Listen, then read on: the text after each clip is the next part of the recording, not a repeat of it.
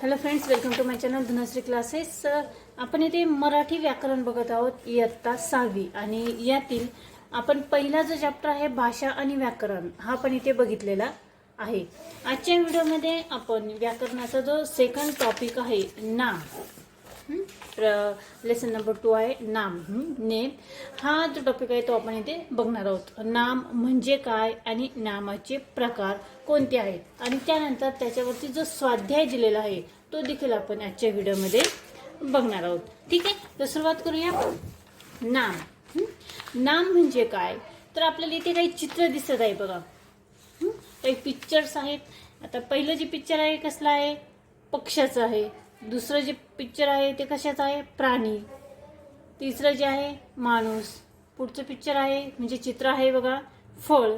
नंतर नदी आणि पर्वत. ही काय झाली, सर्व नामे झालीत, नावे झालीत.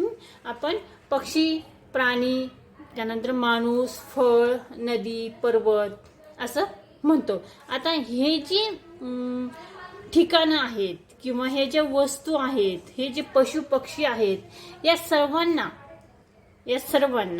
आपण जे नाव देतो त्याला नाम असे म्हणतात. बघा, या सर्वांना आपण आपल्या अवतीभोवती नेहमीच पाहतो. हे जे पक्षी आहेत, प्राणी आहेत, फळ आहेत, यांना आपण आपल्या अवतीभोवती नेहमीच बघतो आणि या चित्रातील प्रत्येकालाच आपण नावाने ओळखतो. आता ते फळ म्हटलंय, पण कोणतं फळ आहे हे आपण नावानिशी ओळखतो. ठीक आहे, तर व्यक्ती, वस्तू, पशु, पक्षी, ठिकाण, भावना यांच्या नावाला नामे असे म्हणतात. आणि आपल्या रेग्युलर अशा आपण नामाची जी व्याख्या जर आपण साध्या, सरळ, सोप्या भाषेत सांगितली तर कोणत्याही वस्तूला, व्यक्तीला, पदार्थाला ठेवलेल्या नावाला आपण नाम असे म्हणतो. ही झाली नामाची व्याख्या. आता ज्यावेळेस नामाचे प्रकार पडतात, ज्यावेळेस बघा मी काय सांगते लक्ष द्या, की ज्यावेळेस नामाचे प्रकार पडतात त्या प्रकारानुसार ही जी नामे जी आहेत, म्हणजे त्या प्रकारानुसार. आता फळ जर म्हटलं तर कोणतं फळ, हे आहे ऑरेंज. मग आपण त्या फळाचं नाव सांगतो, म्हणजे हा झाला नामाचा प्रकार. लक्ष देत नाही तर त्यासाठी आपण अगोदर इथे बघूया, नामाचे प्रकार बघूया. नामाचे मुख्य 3 प्रकार पडतात: सामान्य नाम, विशेष नाम आणि भाववाचक नाम. ठीक आहे, हे झाले नामाचे 3 मुख्य प्रकार.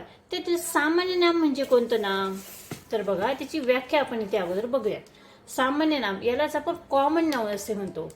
त्याची व्याख्या बघा, आपण एखाद्या व्यक्तीला, वस्तूला, प्राण्याला ज्या नावाने ओळखतो त्याला सामान्य नाम असे म्हणतो. म्हणजे काय, तर हे काय आहे, चित्रामध्ये आपल्याला काय दिसतंय, पक्षी दिसतोय, म्हणजे हे काय झालं, सामान्य नाम झालं. हे काय आहे, प्राणी आहे, म्हणजे हे झालं सामान्य नाम झालं.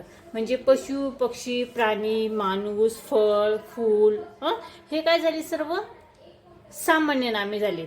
ठीक आहे, म्हणजे वस्तूला, पदार्थाला ठेवलेल्या नावाला आपण सामान्य नाम असे म्हणतो. त्यानंतर दुसरा जो प्रकार येतो तो आहे विशेष नाम. विशेष नाम म्हणजेच त्याला आपण प्रॉपर नाउन असे म्हणतो. आता प्रॉपर नाउन म्हणजे नेमकं काय, तर आपण एखादी व्यक्ती, वस्तू, प्राणी, ठिकाण यांना ज्या विशिष्ट नावाने ओळखतो त्याला विशेष नाम असे म्हणतात. मग फॉर एक्झाम्पल बघा, इथे आपल्या चित्रामध्ये एक पक्षी दिलेला आहे बघा. ठीक आहे, आता पक्षी हे काय झालं, सामान्य नाम झालं. पण हा कोणता पक्षी आहे, तर हा आहे कावळा. म्हणजे या पक्षाला आपण एक विशिष्ट असं नाव दिलंय. ते विशिष्ट नाव म्हणजेच विशेष नाम, प्रॉपर नाउन. हे जे प्राणी आपल्याला या चित्रामध्ये दिसतंय, तर या प्राण्याला कोणतं नाव दिलेलं आहे, तर सिंह. ठीक आहे, हे झालं विशेष नाम, म्हणजे प्रॉपर नाउन. म्हणजे त्या व्यक्तीला, वस्तूला, पदार्थाला आपण जे प्रॉपर असं नाव देतो त्याला आपण विशेष नाम असे म्हणतो. बघा उदाहरणार्थ दिले राम. आता राम हे कोणाचं नाव आहे, माणसाचं नाव आहे, मुलाचं नाव आहे. मुलगा हे काय झालं, सामान्य नाम झालं. पण मुलाचं नाव काय आहे, राम आहे. तर हे काय झालं, विशेष नाम झालं. नर्मदा. नर्मदा हे काय झालं, नदीचं नाव झालं, एखाद्या मुलीचं नाव झालं. तर मुलगी म्हटलं तर ते सामान्य नाम येईल, पण मुलीचं नाव नर्मदा म्हटलं तर ते काय येईल, विशेष नाम येईल. नदी. नर्मदा नावाची नदी आहे. नदी हे काय झालं, सामान्य नाम झालं. पण नदीचं नाव काय आलं, नर्मदा, मग ते काय झालं, विशेष नाम झालं. ठीक आहे. सह्याद्री हा पर्वत आहे. पर्वत म्हणजे सामान्य नाम आणि पर्वताचं नाव म्हणजे सह्याद्री हे झालं विशेष नाम. तसंच कमळ, कोल्हापूर, भारत, मराठी. मराठी म्हणजे भाषा. भाषा म्हटलं तर सामान्य नाम येईल, पण कोणती भाषा, मराठी भाषा. तर ते काय झालं, विशेष नाम झालं. लक्षात आलं. सामान्य नाम आणि विशेष नाम दोन्हीच्या व्याख्या आणि त्या दोन्हीमधील फरक लक्षात आलं असेल तर आपण तिसरा जो प्रकार आहे तो इथे बघूयात. तिसरा जो प्रकार आहे नामाचा, भाववाचक नाम. आता भाववाचक नाम यालाच आपण ऍबस्ट्रॅक्ट नाउन असे म्हणतो. म्हणजे बघा, ज्या नावाने सजीवातील भाव किंवा निर्जीव वस्तूतील गुणधर्म समजतो त्यास भाववाचक नाम असे म्हणतात. वाक्य व्यवस्थित ऐका. ज्या नावाने सजीवातील भाव, सजीव व्यक्तींमध्ये, सजीव पशु पक्षी जे असते त्यांच्यामधील जे भाव आपल्याला समजतात ते भाव आणि निर्जीव वस्तूमधील गुणधर्म. म्हणजे लाकूड कसं आहे, कडक आहे. दगड कसा आहे, टणक आहे. म्हणजे त्यातील गुणधर्म झाले. याला आपण भाववाचक नाम असे म्हणतो. उदाहरणार्थ गुलामगिरी, मित्रत्व, नवलाई, नम्रता, गरिबी, सौंदर्य, सुख, योग्यता, प्रामाणिकपणा, हे सगळे कोणते नाम झाले, भाववाचक नाम झाले. कोणत्याही विशेषणाला प्रत्यय लावून भाववाचक नामे तयार होतात. भाववाचक नामाचे प्रत्यय म्हणजे कोणते विशेषण असेल. आता विशेषण म्हणजे थोडक्यात शांतता. शांतता हे काय झालं, विशेषण झालं. वर्गात खूप शांतता आहे म्हणजे विशेषणाला काय लावलं जातं, प्रत्यय लावलं जातं. गिरी, त्व, पणा, पण, आई. चतुर हे काय झालं, विशेषण झालं. पण चतुराई म्हणजे आई, त्याला काय लावलंय, प्रत्यय लावलंय, चतुराई. ठीक आहे. तर ते झालं भाववाचक नाम. मित्र, मित्रता.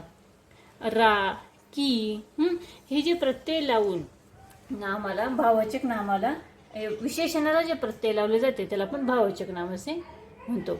लक्षात आलं नामाचे प्रकार. त्यानंतर इथे स्वाध्याय दिलेला आहे बघा. स्वाध्याय बघा, खाली दिलेल्या नामाची विभाजन करा.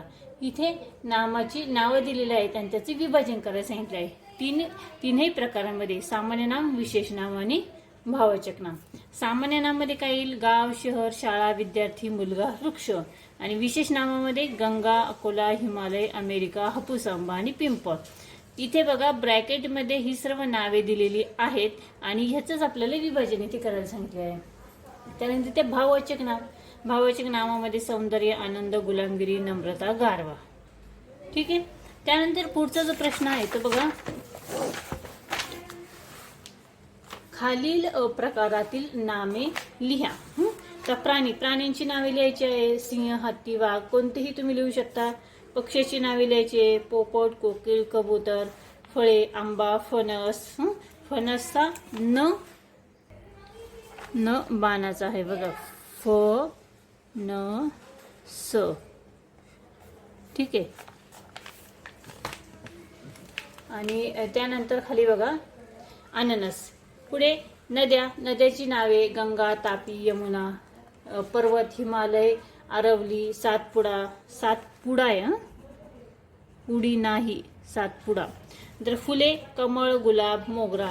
त्यानंतर गावाची नावं श्रीरामपूर, बेलापूर, वाकडी. पुढे प्रश्न आहे, खालील वाक्यातील अधोरेखित नामांचा प्रकार ओळखा. इथे जे वाक्य दिलेलं आहे त्या वाक्याच्या खाली वाक्यातील एखाद्या एक शब्दाला अंडरलाईन केलेला आहे. मग ते नामाचा प्रकार कोणता आहे ते आपल्याला ओळखायचं आहे. बघा, भारत माझा देश आहे. भारत हे काय झालं, विशेष नाम. विद्यार्थी अभ्यास करीत आहेत. विद्यार्थी झालं सामान्य नाम. सोहम मैदानात खेळत आहेत. मैदानात म्हणजे काय झालंय, सामान्य नाम. त्यानंतर पुढचं आहे बघा, अर्णव गावाला गेला. अर्णव विशेष नाम. जान्हवीला राग आला. राग भाववाचक नाम. तर पार्थ पर्वतावर चढला. पर्वत सामान्य नाम. त्यानंतर क्षितिजाने आंबा खाल्ला. सामान्य नाम. लावण्याला बघून आईला आश्चर्य वाटले. लावण्य विशेष नाम. सानिका देवाची भक्ती करते. विशेष नाम. आणि अथर्व पुण्याला राहतो. विशेष नाम. हे बघा, अथर्व पुण्याला राहतो. विशेष नाम. ठीक आहे. तर अशा पद्धतीने आपण नाम हा जो लेसन आहे तो इथे बघितलेला आहे. आय होप तुम्हाला नक्की समजला असेल. यामध्ये स्वाध्याय जो आहे तो माझ्या मुलीने इथे सोडवलेला आहे. आय होप तो तुम्हाला समजला असेल. हा व्हिडिओ जर आवडला समजला तर या व्हिडिओला तुम्ही नक्की लाईक करा, शेअर करा आणि चॅनलवर नवीन असेल तर चॅनल सबस्क्राईब करा. व्हिडिओ बघितल्याबद्दल धन्यवाद.